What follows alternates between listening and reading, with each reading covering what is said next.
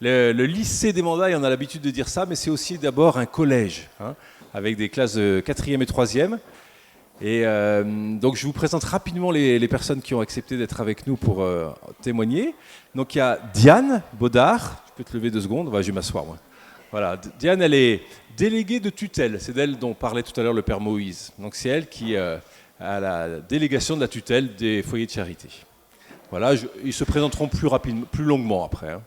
Chantal, beaucoup d'entre vous la connaissez, puisqu'elle est responsable de la filière collège à l'école.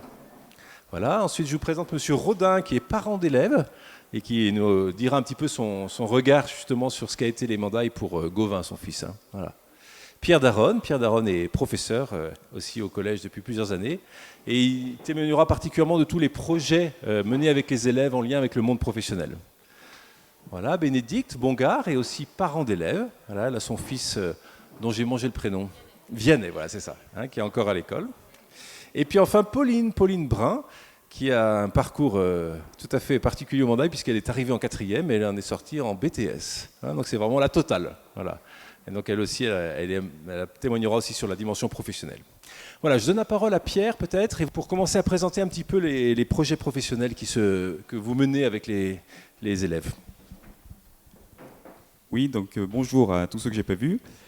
Donc nous, au Mandailles, nous menons des projets professionnels depuis pas mal de temps. Avant, on appelait ça des modules de découverte professionnelle. Maintenant, ce sont des EPI. Ils ont été étendus à tous les collèges d'ailleurs. Et nous avons plusieurs pôles. Nous avons un pôle des modules nature. Voilà. Ensuite, nous avons tout ce qui est la cuisine. Et enfin, nous avons des modules qui sont pour nous la possibilité de découvrir des filières professionnelles comme le service à la personne ou la vie professionnelle plus en général. Voilà, et alors du coup, pour compléter ça, peut-être j'aurais donné la parole aussi à Chantal, notamment pour présenter cette spécificité qu'est la classe passerelle. Peut-être ça mérite que tu en dises quelques mots. Donc le collège contient 4 classes en tout, 2 classes de 3e de l'enseignement agricole, une classe de 4e de l'enseignement agricole et une classe qui s'appelle classe passerelle. Donc cette classe passerelle a été ouverte il y a 3 ans sous l'impulsion de l'équipe éducative parce qu'on était un petit peu désolés parfois de ne pas pouvoir garder nos élèves après la classe de 4e parce qu'ils étaient en trop grande difficulté scolaire. Donc on s'est dit qu'on pourrait peut-être ouvrir une classe pour les garder. Le conseil d'administration nous a suivis. Et donc cette classe accueille les élèves qui ont besoin de faire une pause tout simplement dans leur cursus scolaire. Soit pour réfléchir sur leurs capacités, sur ce qu'ils sont, tout simplement, soit parce qu'ils ont des difficultés scolaires, psychologiques. Et donc, on a créé un programme. Cette classe passerelle ne correspond pas du tout, ne suit pas du tout le programme ni de 4e ni de 3e. On a essayé d'adapter une pédagogie plus, on va dire, pratique, mais on a beaucoup travaillé aussi sur l'écoute. On travaille beaucoup sur l'écoute avec ces élèves. C'est une classe à tout petit effectif, ils sont 14. Voilà, et j'ai le sentiment qu'on fait essentiellement de l'accompagnement humain, plus que scolaire. On va y revenir d'ailleurs, parce que c'est un aspect important. D'ailleurs, c'est peut-être bien que justement on donne la parole à M. Rodin, puisque justement en tant que papa, vous avez un témoignage à nous donner. Hein. Oui, bonjour. Merci de m'avoir invité. Enfin, j'ai beaucoup de reconnaissance, c'est pour ça que je n'ai pas hésité 2 secondes à être présent à partir du moment où je le pourrais. J'ai beaucoup de reconnaissance parce que mon fils, en effet, était je ne sais pas comment dire, en échec, en difficulté, au moment où il a été accueilli avec cette première classe, hein, c'est ça, c'était donc la première promo. Et ce que je peux dire, c'est que ce qui m'a particulièrement touché, justement, c'est l'investissement humain de Madame Poulousse et de tout le personnel enseignant autour d'un projet. Un projet qui est quand même assez particulier. Et je suis d'accord avec ce que vient de dire Madame Poulousse, c'est-à-dire que c'est pour moi un accompagnement humain avant tout. Et puis bien sûr, il faut bien apprendre des choses, mais c'est d'abord aider à rebondir, en tout cas c'est comme ça que je l'ai ressenti. Mais j'ai envie d'aller encore plus loin. Pour moi, c'est comme ça que l'école devrait fonctionner. Je ne dis pas exactement de cette manière-là, mais je veux dire en mettant l'humanité au cœur et de mettre son cœur au niveau de l'établissement et des enseignants à créer des têtes bien faites plutôt que des têtes bien pleines. Et moi, je pense que c'est absolument central d'arriver à faire dialoguer les élèves. Ce qui m'a frappé, par exemple, c'est si deux élèves se disputent, s'embrouillent, comme ils disent aujourd'hui, c'est d'en faire une occasion d'apprentissage. C'est de dire qu'est-ce qui se passe en toi, qu'est-ce qui se passe en l'autre, qu'est-ce qui fait que tu ne l'as pas entendu, est-ce que maintenant tu peux l'entendre, est-ce que tu peux comprendre qu'il ait réagi comme ça. Et je pense que ces choses, pour la vie, sont bien plus importantes à apprendre quand on a cet âge-là que certains concepts, aussi importants soient-ils, que les mathématiques ou le tableau de Mendeleïev. L'un n'empêchant pas l'autre, puisque le tableau de Mendeleïev, si je crois bien, Gauvin, il est en train de l'apprendre, puisqu'il est en première labo aujourd'hui, c'est ça ? Oh, quelle belle transition. Donc, exactement. Peut-être pour synthétiser ça, je crois que pour pouvoir accéder au fond, c'est-à-dire au contenu, il faut mettre de la forme et il faut aider ceux qui ne sont pas complètement faits pour le système classique, il faut les aider à accéder à ça. Et en effet, en ce qui concerne mon fils, cette classe passerelle lui aura permis de rebondir. Et du coup, oui, actuellement, il est en première pro-labo dans des conditions normales, quoi. Merci beaucoup. Peut-être Bénédicte Bongard, là, c'est pareil en tant que maman d'élève, tu peux donner ton témoignage aussi. Oui, donc c'est Vianney, notre numéro 5, qui avait de grosses difficultés et qui a trouvé ici un peu de temps avant son orientation, parce que quand les 4e, 3e générales sont très denses avec des exigences scolaires, ici on y trouve autre chose, on trouve déjà un petit peu de professionnel pour savoir qu'est-ce que j'aime ou qu'est-ce que je n'aime pas aussi. Et beaucoup d'humanité, ça je le retrouve. Et ce que je trouve aussi extraordinaire, c'est cette unité entre tous les professeurs et la communauté éducative, la vie scolaire, et que je n'ai pas trouvé dans tous les autres établissements. C'est l'amour des professeurs pour leur métier et pour les élèves. On sent que vraiment ils aiment ça. Et voilà, je trouve que c'est ce qu'il y a de plus important aujourd'hui, que les enfants se sentent aimés pour ce qu'ils sont. Alors merci, ça va permettre un enchaînement facile de donner le micro à Pauline, puisque alors là c'est pas en tant que maman d'élève, mais c'est en tant que toi-même ancienne élève, et puis aujourd'hui dis-nous un peu ton parcours et ce que tu es aujourd'hui aussi. Alors bonjour, moi Pauline Brun, j'ai fait de la 4e au BTS au lycée Les Mandailles. Quand je suis arrivée ici en 4e, j'étais une élève avec des difficultés, j'étais pas excellente, mais je voulais faire du laboratoire. Et c'est vrai que moi, ça a été une révélation. Vraiment, il y a un accompagnement auprès du jeune qui est fort. Les professeurs prennent du temps avec l'élève quand il a des difficultés. Voilà, j'ai un souvenir encore avec Madame De Fontaine en réunion parents-prof, voilà, où je bloquais sur une formule et voilà, Madame De Fontaine a pris le temps en réunion parents-prof de me réexpliquer cette fameuse formule sur son cahier de notes. Je le revois encore aujourd'hui. Et voilà, là, ça a été le déclic et c'était vraiment parti.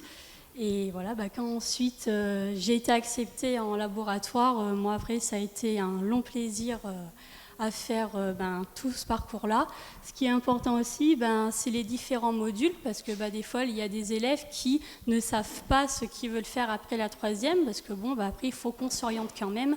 Et tous ces modules de cuisine, d'aménagement de l'espace, moi à l'époque, ça s'appelait comme ça, c'est très très important, parce que du coup, on peut découvrir des vocations. Par exemple, j'ai des personnes avec qui j'étais en 3e qui ensuite sont parties dans la cuisine, d'autres dans le paysagisme. Enfin voilà, c'est la réussite de l'élève, en fait, c'est leur réussite au professeur. Enfin vraiment, il faudrait encore beaucoup de temps pour vraiment expliquer l'amour qu'ils ont pour leurs élèves. Enfin vraiment, moi c'est comme ça que je le perçois et je les remercie encore aujourd'hui, parce que là où j'en suis aujourd'hui, c'est grâce aussi à l'équipe éducative. Alors justement, voilà, où est-ce que tu en es aujourd'hui ? Alors aujourd'hui, moi je suis au laboratoire de la cave de Tain-l'Hermitage. Tout à l'heure, vous aurez une intervenante qui va intervenir. En fait, c'est la personne que je remplace, Annie Guibert, à la cave de Tain. Donc, Annie, qui était elle-même une ancienne élève aussi. Ancienne élève, voilà, qui avait fait son BTA. Il y a une dimension de transmission. Voilà, c'est la transmission, tout à fait. Et du coup, tu as amené même aujourd'hui des fois à avoir des stagiaires qui viennent de l'école, etc. Ouais, des fois, quoi. oui. Ouais, des fois, je suis amenée à avoir des stagiaires. Donc, j'essaie de faire au mieux, de vraiment me dire, il faut leur transmettre quelque chose et c'est très, très important, la transmission. Voilà. Et donc ça rejoint bien la dimension d'esprit de famille qu'on évoquait même tout à l'heure. Là. Tout à fait. Super. Merci beaucoup, Pauline. Je voudrais maintenant donner le micro, si on peut lui amener, à Diane Baudard. Donc, comment dire, en quoi ce qu'on vient de dire, cette dimension humaine, etc., s'inscrit en cohérence avec ce que sont les foyers de charité et ce que portent l'ensemble des foyers de charité et leur œuvre. Voilà, je vais rebondir sur le dernier mot qu'on a entendu. Pour moi, c'est vraiment ce mot « esprit de famille » qui me touche beaucoup au niveau des mandailles. On sent cette proximité vraiment entre les élèves et les professeurs qui se manifeste dans plein de petites choses, j'ai envie de dire, de la vie quotidienne. Je pense aussi que le fait qu'il y ait pas mal de projets concrets, ça permet aux élèves et aux professeurs d'être ensemble sur le terrain. Et ça se sent beaucoup, cette proximité d'accompagnement, ce souci d'accompagner chacun à partir de là où il en est et de le pousser plus loin.